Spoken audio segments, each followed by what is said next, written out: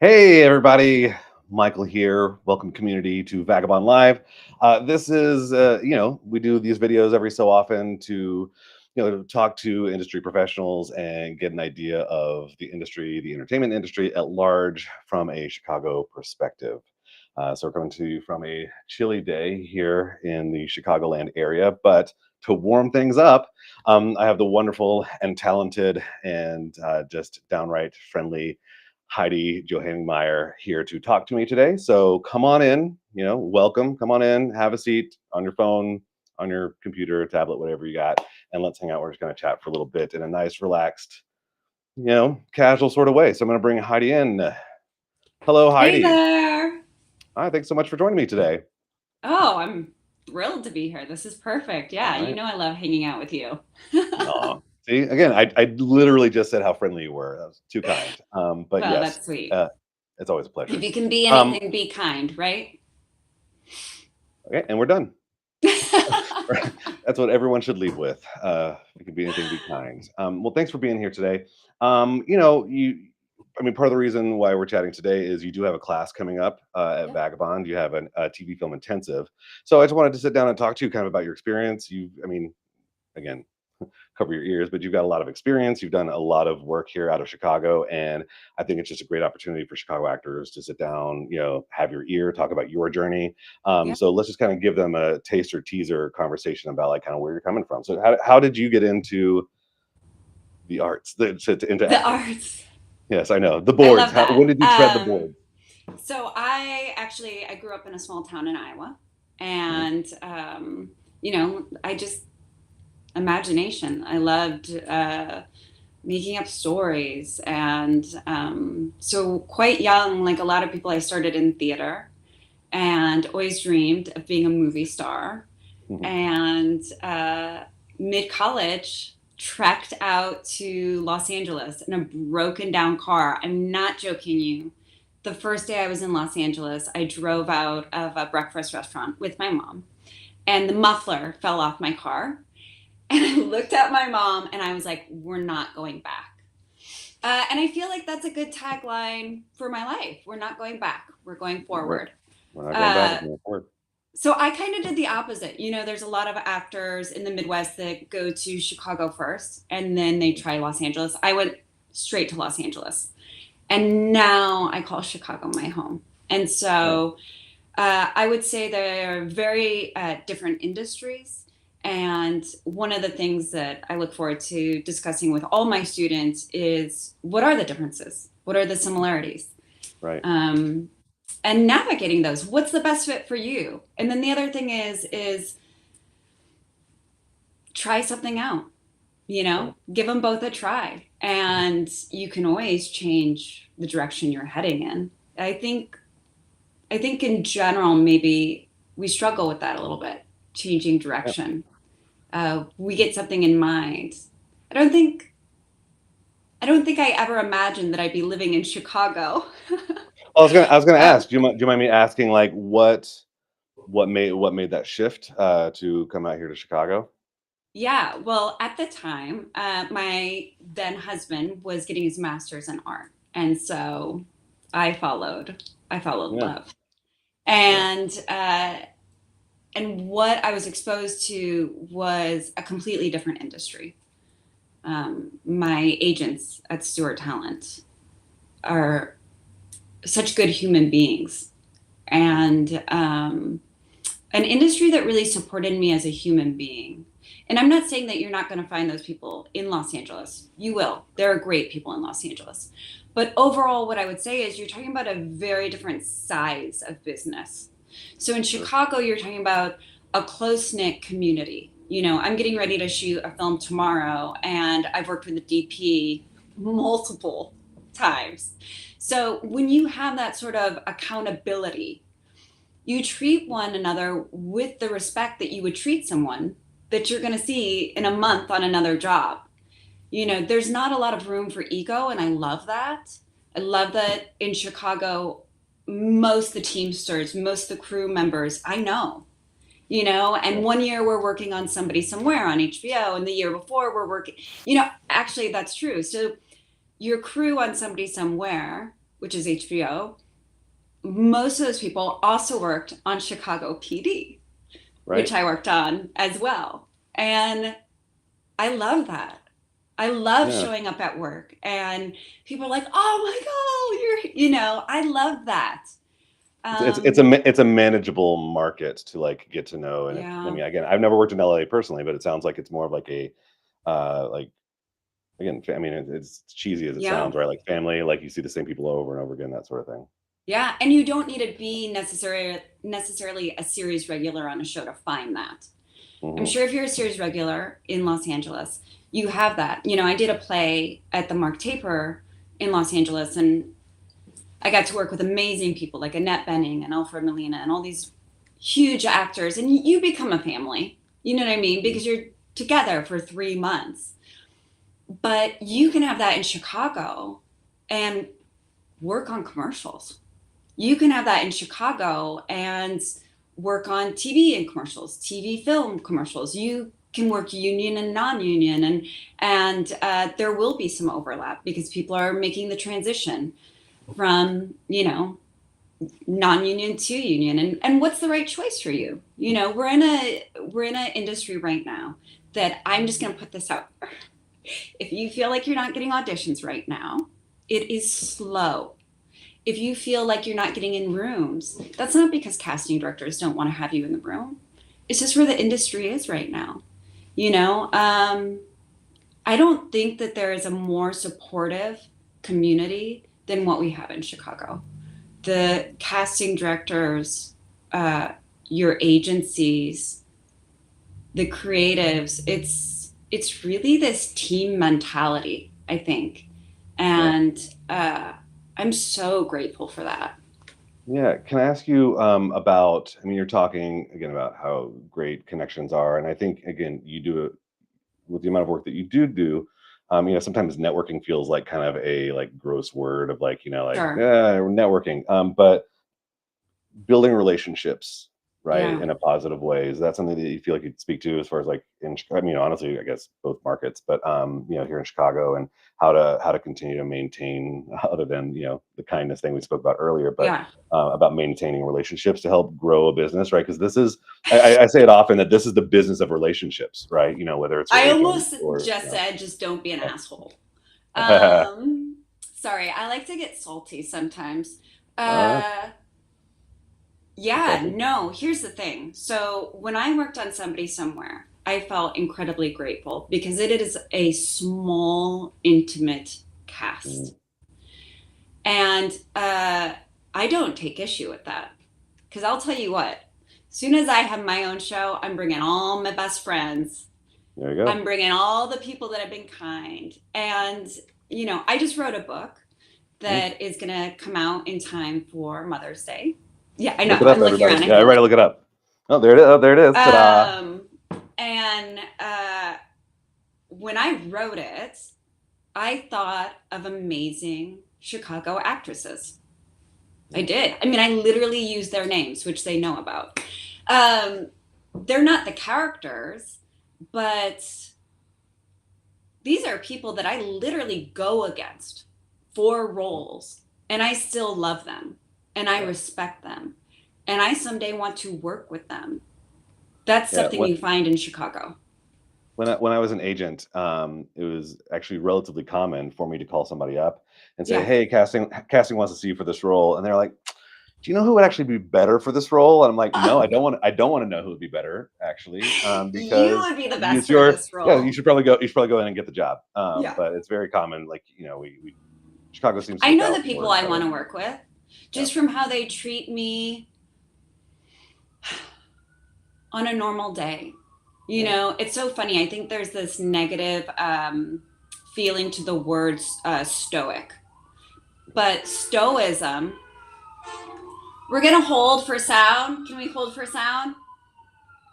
Um, Stoicism is that we behave the same at our peaks and our valleys. Sure. And so I think when you talk about networking, and I think it really does boil down to just being a kind person all the time, and being the type of person who shows up. You know, Yeah. as artists, we're really good at envisioning what we want our careers to look like, but it takes actions.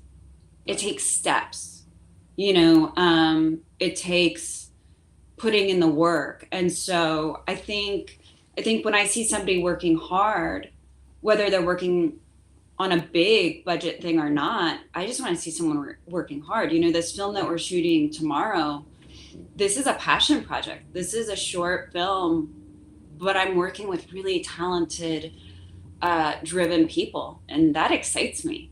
You know, so when you talk about should we be building relationships, you should be building relationships. You should be working on your art. You should be making your own art. You know, I wrote this book because we were having strike after strike after strike, which I am so union proud. So we needed those strikes, but I needed a creative outlet. Whether or not I get booked on a show, I'm an artist. I need to be able to be an artist. So I think in other businesses we have to suit up and show up. I think as actors, we do too, to be really honest. Yeah, and I think, you know, speaking about what you're talking about, I think Yeah. hopefully again, the vagabond lifestyle, right? The actor's journey, which is what we're talking about, right? If you're doing it, if you're approaching it correctly, hopefully it's from a place of joy, right? Yes. And if you're coming at this from, you know, joy and being grateful for getting the opportunity to do this kind of work, right? Then you're going to be kind to the people around you, and you're going to work hard, you know, versus coming from coming at it from a place of I want to be famous or at like any cost, you know. But if you're, I think again, Chicago does it well, but comes to the work with joy and gratitude, and Yeah. that just makes all the difference. Yeah, I Yeah. think so too. It also helps in the in-betweens. You know, something I tell my kids is when you're at the peak, enjoy the view. Like, that's beautiful, enjoy it. Sure. But you're going to have valleys, and the valleys keep going. Well, life is ups and downs. And especially as an actor, something I tell students all the time is find contentment outside of the bookings. You know, that can't define you. Yeah. Let just being an artist define you. But when I walk in and I get to read lines with someone, when they come into a coaching for me, I love it. That's me being an actor. Right. That's my opportunity. That's my half an hour as well, where I'm sitting across from them and I'm like, let's do this. Let's go there. Yeah, and I think something that a lot of, I mean, maybe people do think about it, but we don't talk about it maybe as much. But like, I mean, you just mentioned the peaks, right? I think the higher the peaks, I mean, you know, the higher the peaks, the lower the valleys sometimes. Oh, yeah. Right. It's like this feeling of, I mean, I talked to a lot of my students who are just starting off and they're like, I haven't booked that first thing yet. And I'm like, I keep getting put on check avail. Up there goes my thing. Hold on one second. Yeah, Sorry, no, you're everybody. good. I thought that might happen. There we go. Hold on. Pause. But I'm going to talk while this happens. Here, I'll put it on mute. But you know, the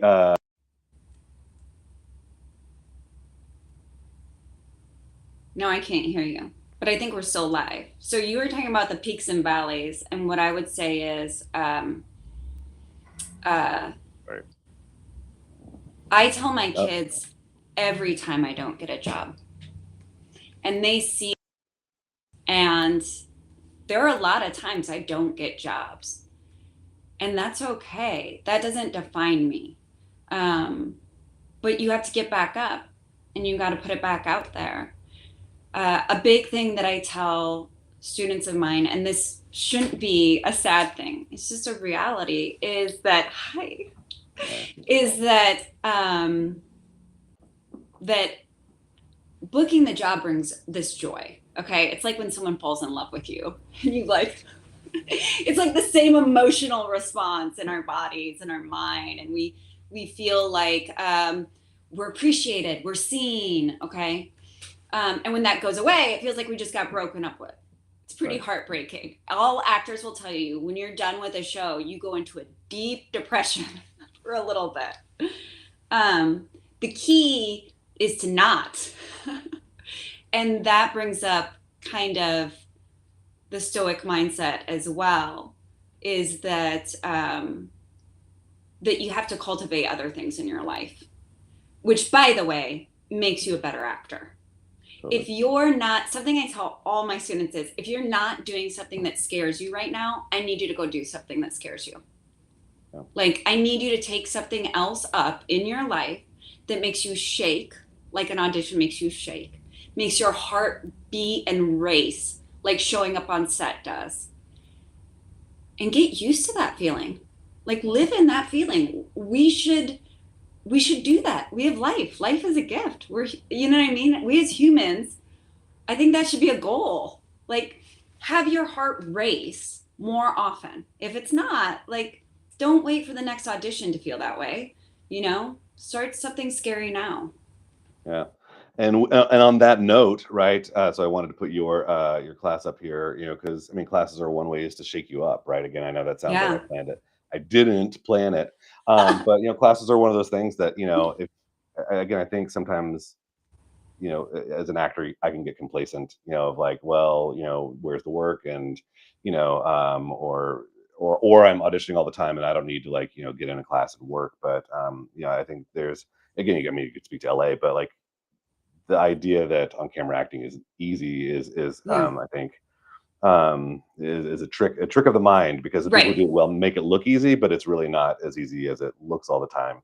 And so anyway, I think a class is one of those things that can like shake you up, without having to worry about producing for um, an end goal, right? It's like I'm doing the work Right. so that I can continue to be more flexible and be more viable. So I'm putting Heidi's class. You're doing an intensive in December Yeah. for 3 weeks, just like end the year strong. So is there anything else you want to say about that while we're Well, still I think what chatting? I would say about that is everyone in LA takes classes. There was not a period that I lived in LA where, I mean, I might have been eating white rice and working 2 jobs, but I was in a class. So I think there's a little different mentality from LA to Chicago. I will say that I have worked with some of the most talented actors in Chicago. So I'm not saying one way is doing it right or one way is producing, this. What I'm saying is it's a norm more in Los Angeles that it's like, well, what class are you taking right now? And I think the positive side of that is that you're just in the mindset that you are ready. Artists don't just draw when they're commissioned, you know, to do a piece. Um, and singers don't just pick up a microphone when they have a sold out concert. So I think keeping those muscles going makes a big difference. If you watch a TV show, if you watch the pilot versus you watch the season finale, you're going to see the actors grow, and those are working actors. The reason you're going to see them grow is they're doing it every day, 6 days a week. That's muscles. You have to work those. So I find it incredibly helpful to be in a class. Yeah. And you're right. I mean, I think the more natural someone comes across, probably in 99% of the cases, the more work they've done to get to that natural state. Being natural, is all in my opinion, in my Of humble course. opinion, All is opinions. listening. And when I've been on set, and I've mentioned this before, but when I've been on set, even with big actors, and they've had a moment of vulnerability, they have told me how nervous they are. Being nervous doesn't mean that you're not ready. That is literally the body's natural reaction to being excited. But how do we cope with that? So how do we cope with those nerves and still doing it like you've been practicing with no one around you except your cat, uh, in a quiet room without 100 people watching you? And I think that's listening. So my class is really hits on and has a foundation in Meisner. And Meisner works when you do the work. So when you do the work before you shoot, then you let go of that and you listen. And it's been my saving grace. But again, like that revolves back to the idea that it's okay to have that reaction. huge actors still get nervous on set. You know what I mean? That doesn't mean that you're failing. It means you're trying something new. Yeah, vulnerable. If you're vulnerable, you're in a place of being Yeah, reactive, and yeah. absolutely. So I think it's a great opportunity. Another thing with the classes, you know, the industry's going to come back. Okay. It's going to come back. I'm hearing that from my manager in LA. Everyone in LA is suiting up, getting ready to shoot. I have faith in the industry. I have faith in people. That people want to feel something that they don't feel on an ordinary day going to their job and coming home. That they want to come home at night, turn on the TV, and feel something.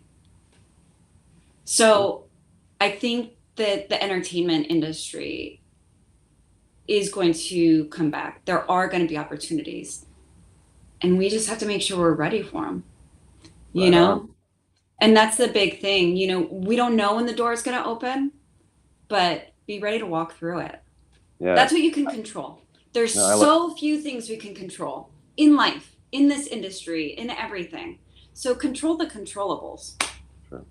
Yeah, no, I love that. And that's, I mean, part of the reason why we are, the Vagabond School is shifting from kind of a general acting school to, really dedicating our time and effort and energy into building up Chicago TV and film actors, on camera actors, Yeah. And so, when you do train through Vagabond, you get the experience of not just auditioning, right? But if you take our full program, we're the only school in Chicago that actually takes you from audition to on set.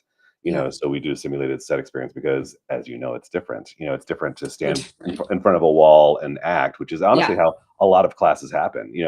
People try to teach you, some stillness that you might need, but most of the time you're only acting in a medium close up, and that's, depending on the framing, you have to adjust your performance for, for the frame, truly. And like, Yeah. not most, I don't know of any classes, at least here in Chicago, that do that. And so that's what we're trying to kind of shift and change, so that Chicago actors feel fully prepared, Well, right? That same they in that they LA. suit up and then go out. Yeah. Yeah, same in LA. I never took Great. a class in LA that was Oh, really beyond scene study. yeah. But those aren't the auditions I'm going on. You know, I don't ever want somebody to come to me work with them, and then them think, well, I can't do this without Heidi. Yeah, yeah. That's not my cup of tea. My ego doesn't need that. You can do it But without but me. but but if you need me, I mean, you call me up and I'm they'll hire you. here, and we Unset can. unset act, we'll do it. Well, and I run lines with you. Yeah. You make my auditions better. Working with another creative mind, you do. You're amazing. The auditions that I tape with you at Vagabond are by far better produced. They look higher caliber. Like everything's better. You know what I mean? So yeah, when I have an audition, and that's the thing, like if you think you have a chance at something, I'm going to put my best foot forward. So working with another actor, that's beneficial. But also, an acting class should give you tools. It should give you tools that you can use. It shouldn't set you up to feel like, I gave you the answer for this line. Next time you have another line, though, there'll be a different answer. So come back. Like, I never get the vibe that Vagabond is that way. And I did experience that in LA, where there was a coach student dichotomy of placement. And I will be the first to tell you, anyone who says they have all the answers, they don't. I don't have all the answers. I'm learning every day. I want to learn every day. Well, but also, like, yes, no one has all the answers, because, again, this is the business of opinions, right? I try to get in the mindset, because I have been on the other side of the table, both in casting and as an agent, Yeah. so I mean, I can feel the emotions as an actor of like, what could I have done better? Someone literally asked me that on Wednesday in my on camera one class. They're like, hey, can you watch my audition tape? And like, I was on Check Avail. Why didn't I book it? And before he even showed it to me, I was like, there's nothing you could have done Yeah. to have booked that job. You got put on Check Avail. That's great. And like, you have no idea what the thing was that shifted them from, like, you did the job, they liked it, and he keeps getting called in for it. So I tried to, again, change that mindset of like, they like you. They're just They're trying not to, wasting their time. right. They're Casting trying to find the right thing. directors are working their butts off. Talk about one of the most underappreciated but influential jobs in the industry is a casting director. You know what I mean? Yeah. They don't have time to waste. If they call you in, they can see you in that role. If they're calling you in multiple times, that's your feedback. You're awesome. You know, that's a huge, huge compliment. I think besides going to acting classes, one of the number one things that actors can do to give them a more well-rounded view of our industry is intern in a casting office. Be on the other side. I was just a reader for a big theater, and I am going to tell you, and I've seen this multiple times, there are so many talented people. Very rarely does it come down to talent. Everyone's talented. It comes down to hair color. It comes down to height. It comes down to eye color, or just a vibe, you know, just like we want to go this way, and that is not, you can't read minds. So I'll pass on a bit of advice that one of my close friends told me. She said, you can either try to be what you think someone wants you to be. And at very best, I mean, even if you're really clued in, you might be 90%, 85% what they're looking for. Or you can be you. And when you is right, you are undeniable. You know? So I've tried to remind myself of that. I would be doing a disservice to say that it still doesn't, it hurts. It hurts everyone. Rejection hurts. But it's not rejection. It's saying not this time. You know, that person that you said keeps getting called back, there could not be a bigger compliment. That is the biggest compliment you're going to get, you know, that they can see you in multiple roles, that they want to take the time out of their day to watch you act. I mean, that's great. Awesome. He's still, yeah, there goes. Okay, just making sure my mic was still working. That's great. I mean, here's the thing is, I had a bunch of questions to, you know, ask and talk about. But of course, we just started, you know, I think all the good things, everything you said was awesome and amazing. And let's do this again, you know. Hopefully we'll continue to do more of these videos, because I do have like. Do you want to do we should a call fast fire? Do you want me to? Well, like... I mean, here's okay. One last question that I just really wanted to hit on, because again, speaking to the work that you've done. Yeah. You know, Somebody Somewhere, right, was a show where you were a regular on that show, multi-episode arc. But you also did, again, 100 Days to Live. Yeah. And right? Proven Innocent, where I had to how many I think I had 12 tattoos, 5 piercings, 2 wigs. That was really fun. So, but my question is, right, so doing a film, right, a feature film, 100 Days to Live was a feature film, you know, that kind of challenge of like mounting the work of a feature film, leading in a feature film. And I mean, again, you all can go watch it, but I mean, there's a big emotional range, you know, versus, you know, kind of that idea of like, I mean, Somebody Somewhere was, I mean, just do regular, you know, coming in, you know, creating an arc for a character over, you know, episodes, right? You know, do you have any thoughts or suggestions on that before we wrap it up for today? Yeah, I think, you know, again, it comes down to doing the work before you go. I think it was Robert Downey Jr. who said, know your lines, know your fucking lines. I think is what he said. And there's a lot of work we have to do as an actor. But then the freedom to let go of it. It's the same on a TV show or a film. I would say it's the same in a play as well. You can't just show up, you know? So what you're willing to give is what you're going to get out of it. You know, 100 Days to Live was so emotional, such an emotional roller coaster. I was so blessed to be working with Ravine, which, you know, he was the director, producer, writer, and he hadn't ever done anything before. And I did not know how that experience would turn out. And it was amazing. It was 30 days of being like an open, my chest just being open, you know what I mean? Chest cavity. Like it was draining and beautiful. And then you go to something like Somebody Somewhere where it's kind and funny and light. And then you go to Chicago PD where it's like gritty and fast. And I mean, but that's the beauty of it all. It's kind of like music, there's not one genre. And so as an actor, to get to experience all these different genres feels like such a huge blessing. But the core of it is all the same. Yeah. It's commitment. It's committing, and then it's kind of that improv in the moment. It's kind of like what we do as humans, hopefully we're doing the work in our heart and mind, and then we go out into the world and we hope that the work we did back at home in our prayers or our meditations or our daily practices pours from us when we're put actually into the situation. So it's kind of similar, I think. Yeah. Awesome. Thank you for sharing that.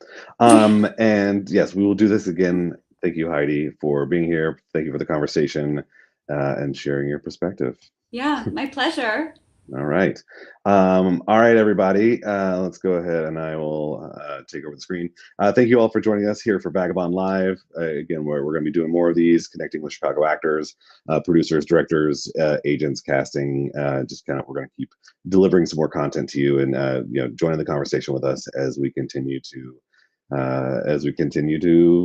learn and grow in the Chicago market. So this is where I say thank you for being here and follow the open road.